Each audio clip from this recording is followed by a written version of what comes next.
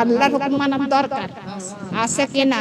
কিন্তু আজ সব ফেরেশতারা সিজদা করলেন, কিন্তু আজাজিল সিজদা করলেন না। আজাজিল হলো একটা জিনের সন্তান। কি ছিলেন জোরে বলেন? জিনের সন্তান। কিন্তু বিরাট কাহিনী, আজাজিল যখন প্রথম আল্লাহ তাআলা জিনকে সৃষ্টি করেছিলেন, আর ওই জিনেরা সবাই মারামারি করে রক্তপাত করে সবাই ধ্বংস হয়ে গেল। কিন্তু ছিল একটা জিনের সন্তান, তার নাম ছিল আজাজিল। নামটা কি জোরে বলেন? আজাজিল। কিন্তু ওই আজাজিল আল্লাহর ইবাদত করত ওই বাল্যকাল থেকে। আল্লাহর এমন ইবাদত করত, কিন্তু একটা সিজদায় 70 বছর কাটাইয়া দিত।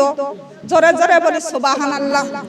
এমনকি উহুদ পাহাড় সমান ইবাদত করছে, আসমান সমান ইবাদত করেছে। কি তার নাম কি? কথা বলেন, তার নাম কি? আজাজিল। উহুদ পাহাড় সমান ইবাদত করেছে, আসমান সমান ইবাদত করেছে। কিন্তু এই আজাজিল একদিন ফেরেশতারা বলতেছে, হে রব্বুল আলামিন, আপনি যদি অনুমতি দেন তাহলে আমি আজাজিলকে আমরা আকাশে তুলে নিয়ে যেতে পারি। আল্লাহ অনুমতি দিয়ে দিলেন। সঙ্গে সঙ্গে ফেরেশতারা আজাজিলকে আকাশে তুলে নিয়ে গেল, নালিত পালতে করতে লাগলো। কিন্তু আজাজিল আল্লাহর প্রিয় হয়ে গেল, কিন্তু আল্লাহ ছাড়া কিছুই বোঝে না, আল্লাহর ইবাদত ছাড়া কিছু বোঝে না। সর্বদা আল্লাহর ইবাদত করতে লাগলো। কার ইবাদত? আল্লাহর ইবাদত। তখন একদিন ফেরেশতারা সমাবেশে বসেছে, কিন্তু এমন সময় আমার আল্লাহ ডাক দিয়া বলতেছেন, হে ফেরেশতা, কিন্তু আমি মানব জাতি, আমি ইনসানকে সৃষ্টি করতে চাই। ফেরেশতারা বলল, না, ইনসানকে সৃষ্টি করা যাবে না। কেন না? একবার আপনি জিনকে সৃষ্টি করেছিলেন, আর জিনরা নিজেরাই মারামারি করে রক্তপাত করে মৃত্যুবরণ করছে, ধ্বংস হয়ে গেছে। আপনি মানুষকে সৃষ্টি করবেন না, ইনসানকে সৃষ্টি করবেন না। কথা বলেন না, সৃষ্টি করবেন না। কেন না? যার যে উদ্দেশ্যে আপনি ইনসানকে সৃষ্টি করবেন, সেই হুকুম আপনি মানবেন না, সেই উদ্দেশ্য পালন করবেন না। ওই মানুষ আপনি সিজদা করবে না, ইবাদত করবে না। আমরা ফেরেশতা যথেষ্ট পরিমাণ আপনার হুকুম মানব, আপনি সিজদা করব, আপনার ইবাদত করব। আল্লাহ বলতেছেন, হ্যাঁ ফেরেশতা, আমি যা জানি তোমরা তা জানো না। এমন কথা যখন আল্লাহ তাআলা বললেন, সঙ্গে সঙ্গে ফেরেশতারা ক্ষমা প্রার্থনা করতে লাগলো আল্লাহর কাছে। কার কাছে? ক্ষমা প্রার্থনা করলো আল্লাহর কাছে। হে আল্লাহ, আমরা যা বলেছি আর জীবনেও কোনোদিন বলবো না, আপনি যা ইচ্ছা তাই করুন। আল্লাহ তাআলা সঙ্গে সঙ্গে তখন মানুষের ইনসানকে সৃষ্টি করার জন্য মস্তব্য করলো। কিন্তু তখন ফেরেশতাকে পাঠায়া দিলেন মাটি আনার জন্য। কোন ফেরেশতা মাটি আনতে পারলেন না। কেন না? মাটি কেন্দ্রে কেন্দ্রে যারা জার হয়ে যায়, সেই মাটি দিয়ে আপনি ইনসানকে, মানুষকে তৈরি করবেন, সৃষ্টি করবেন। এই মাটির মানুষ জাহান্নামী হয়ে যাবে, জাহান্নামে যাবে। তাই মাটি কেটে কেটে যারে যারে হয়ে যায়। কোন ফেরেশতারা এক মুঠো মাটি আনার ক্ষমতা হলো না। কেন না? মায়া করতে লাগলো। সর্বশেষে আল্লাহ তাআলা ওই ফেরেশতা আজরাইলকে পাঠায়া দিলেন, যার নাম মালাকুল মউত। ওই ফেরেশতা চলে গেল মাটি আনতে। যখন মাটি আনলেন, মাটি কেটে কেটে যারে যার হয়ে যায়। আজাজিল মাটির কোনো কান্না শোনে না। আজাজিলের মায়া দয়া কিছুই হইল না। আজাজিল তখন ওই মাটি, ওই আজরাইল আলাইহিস সালাম, কোন মায়া নাই, দয়া নাই, সঙ্গে সঙ্গে ওই মাটি নিয়ে আল্লাহর কাছে পৌঁছিয়ে দিলেন। সকল রব্বুল আলামিন মাটি দিয়ে আদমকে সৃষ্টি তৈরি করতে লাগলেন। হে দুনিয়ার মাবুদগণ, হাদিসের মধ্যে এবং কোরআনের মধ্যে জানা যায় আদম আলাইহিস সালামের সৃষ্টি করা হয়েছিল অনেক জায়গার মৃত্তিকা দিয়া। কেন না জিদ্দার মাটি দিয়া, ইরাকের মাটি, জান্নাতুল ফেরদাউসের মাটি দিয়া আমার আদম আলাইহিস সালামের মুখখানা তৈরি করেছিলেন। সমস্ত জায়গার ভারতের মাটি, অনেক অনেক জায়গার মাটি দিয়া আমার আদম আলাইহিস সালামকে সৃষ্টি করা হয়েছিল।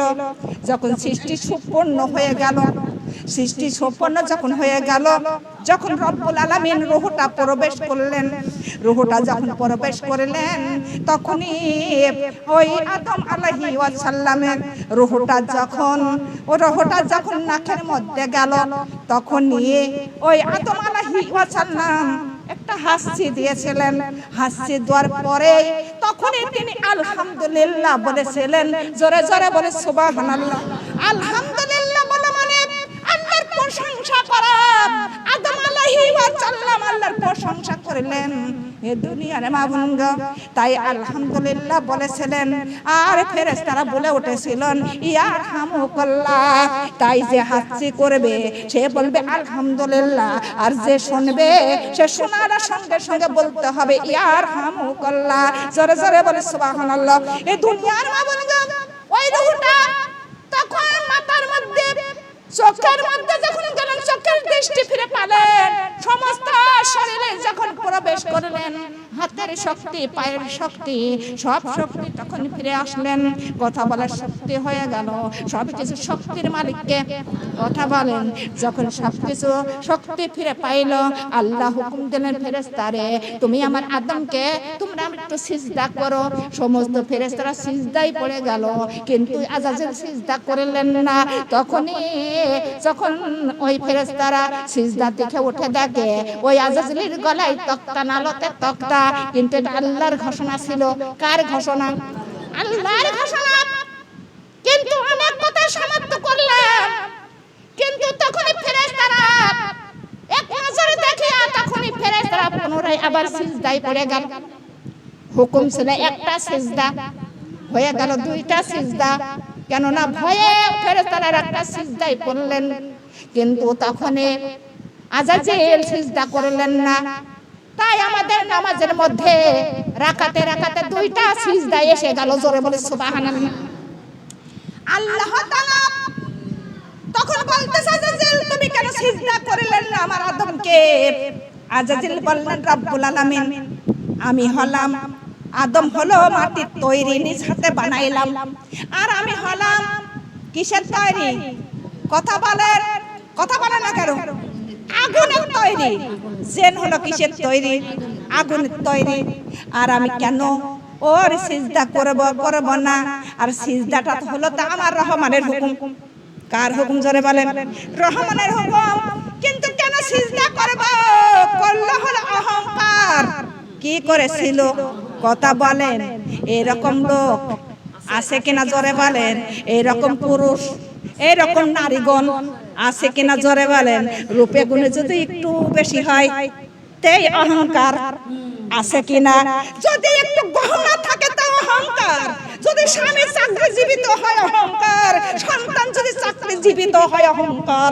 কথা বলেন আছে কিনা? দুনিয়ার মাবুনগ ঘর বাড়ি যদি একটু পাকা করে অহংকার, একতলা করলে আরো বেশি অহংকার। বাড়ে কি বাড়ে না? কথা বলেন। আপনার স্বামীর মালিককে কথা চলে পারবেন, কিন্তু কেডা? সন্তানের মালিককে, ওই চাকরির মালিককে। কথা বলেন। আপনার সন্তানের বিডিআর বানাইছেন কে? আপনার স্বামীর ওই চাকরি দেন কে? দুনিয়ার মাবুন গো আপনার ঘর বাড়ির মালিককে আল্লাহ। এমনকি আল্লাহ তাআলা এমনকি গাছতলার লোকের হাত ধরে, কি ধরে? কথা বলেন। হাত ধরিয়া 20 তলার উপরে বসায়া দিতে পারে কিনা? আর 20 তলার মালিকের কান ধরে, কি ধরে? জোরে বলেন। 20 তলার মালিকের কান ধরিয়া রব্বুল আলামিন ওই ভাগাড়ে নাবায়া দিতে পারে কিনা? তাই বেশি অহংকার করা ভালো। জোরে বলেন। অহংকার কি আল্লাহ পছন্দ করেন? জোরে বলেন। আল্লাহ অহংকারকে পছন্দ করেন না। দুনিয়ার মাবুন গো, তাই আমার আল্লাহ তাআলা বললেন, হে আজাজিল, তোর অহংকার করার কারণে তুই কোনদিন জান্নাত পাইবি না। কেন নাই ওই আজাজিল ছিল জান্নাতের মধ্যে। কিসের মধ্যে? জান্নাতের মধ্যে। আমার রব্বুল আলামিন কান ধরিয়া আজাজিলকে বাহির করে দিলেন জান্নাতের মধ্যে থেকে, আর হাত ধরিয়া আমার আল্লাহ তাআলা আদম আলাইহিস সালামকে, মা হাওয়াকে ওই জান্নাতে প্রবেশ করে দিলেন। জোরে বলে সুবহানাল্লাহ। কথাটা ঠিক না বেঠিক? না মিথ্যা বলতেছি? হে দুনিয়ার মানুষগণ, কিন্তু তখন আজাজিল বলতেছে রব্বুল আলামিন, আপনার আমি পাহাড় সমান ইবাদত করেছি এবং আসমান সমান ইবাদত করেছি, আর ওই ইবাদত করার কারণে আপনি কি আমার কিছুই দেবেন না? আল্লাহ বলতেছেন দেব, কিন্তু যা চাবি তাই দেব, কিন্তু জান্নাত কোনোদিন দেব না, কোনোদিন পাবি না। তখন আজাজিল বলতেছে রব্বুল আলামিন, আমি যা চাইবা তাই দিবেন, কিন্তু আমার এই দুনিয়াটা যতদিন থাকবে ততদিন আমার হায়াত দিতে হবে। আল্লাহ তাআলা বললেন আমি তোর তাই দিলাম।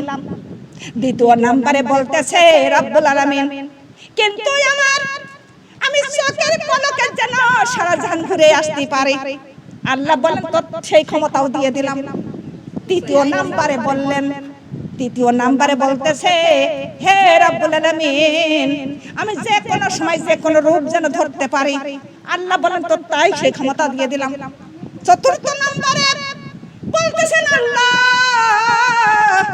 আমি যেন হাওয়ার সঙ্গে মিশে থাকতে পারি, আমার যেন কেউ না দেখতে পারে, অদৃশ্য হয়ে থাকতে পারে। আল্লাহ বলেন তোর সেই ক্ষমতাও দিয়ে দিলাম। আল্লাহর কাছে যা চাইলো তাই আল্লাহ দিয়ে দিলেন। তখন আজাজিল হুহা করে হাসতে লাগলো, হেসে হেসে বলতেছে হে রব্বুল আলামিন, আমি আজকে থেকে প্রতিজ্ঞা করলাম, কিন্তু আদম সন্তানের কারণ জান্নাতে যেতে, কথা বলে না কেন, জান্নাতে যেতে দেব না। আদম সন্তানের পিছনে লাগলাম। হে দুনিয়ার মাবুদরা, সাপোজ আপনার সন্তানের একজন যদি কুটলাম করে কিছু করে যদি চাকরির থেকে যদি দরখাস্ত করে দেয়, তার উপরে রাগ হয় কিনা? জোরে বলেন, হয় কিনা? কিন্তু আমি তোর পিছনে লাগলাম, তোর ক্ষতি করে ছাড়ব। আমার যেমন ক্ষতি করলি তোর ক্ষতি করব, এমন প্রতিজ্ঞা করে কিনা? জোরে বলেন, কথা বলেন না কেন? করে কিনা?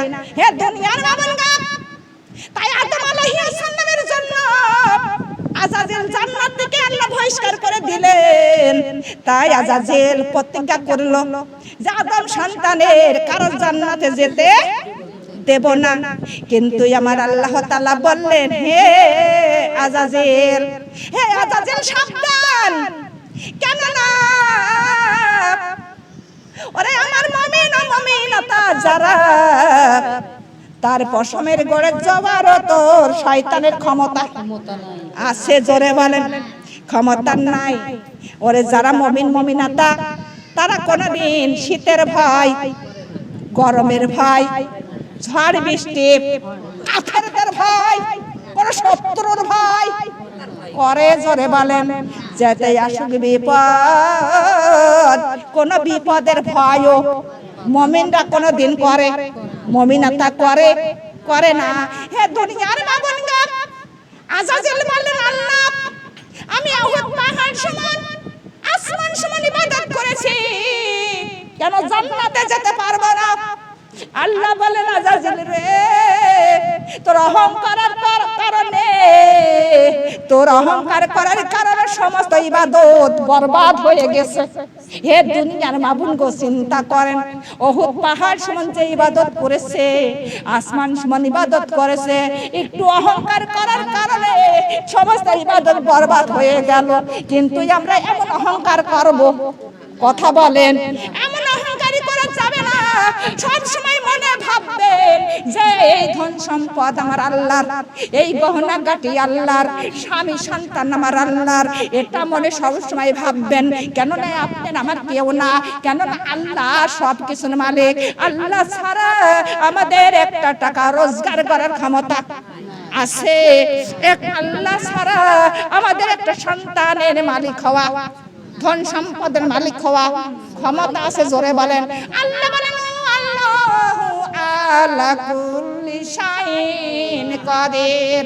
আল্লাহ বলেন বান্দারে আমি হলাম সারা জাহানের উপরে পূর্ণ ক্ষমতাবান এবং শক্তিবান। আল্লাহ ছাড়া আল্লাহর যে শক্তি আছে কোন সারা জাহানের কোন মানুষের আছে? জোরে বলেন।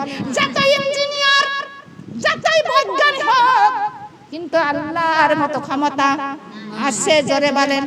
যতই শক্তিশালী হোক না কেন আল্লাহর মতো শক্তিশালী কারোর মধ্যে আছে? যতই জ্ঞানী গুণী হোক না কেন আল্লাহর মতো জ্ঞানী গুণী কেউ আছে? জোরে বলেন। তাই আল্লাহ তাআলা বলেন অহংকারকে আল্লাহ পছন্দ করেন না। করে? জোরে বলেন।